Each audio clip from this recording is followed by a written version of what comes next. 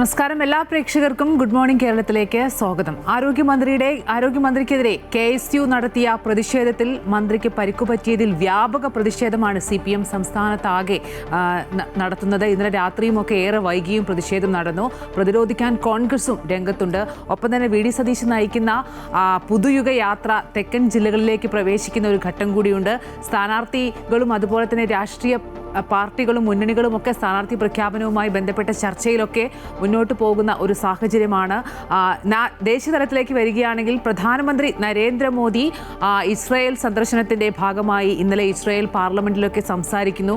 അത് ചരിത്രത്തിൻ്റെ ഭാഗമാകുന്ന ഒരു ഘട്ടമുണ്ടാകുന്നു. ഒപ്പം തന്നെ ഇറാൻ അമേരിക്ക മൂന്നാം ഘട്ട ആണവ ചർച്ച ഇന്ന് നടക്കുന്നുണ്ട്. അത് ഏറ്റവും നിർണായകമായ ഒരു ഘട്ടത്തിലേക്ക് കടക്കുന്ന സാഹചര്യം കൂടിയാണ്.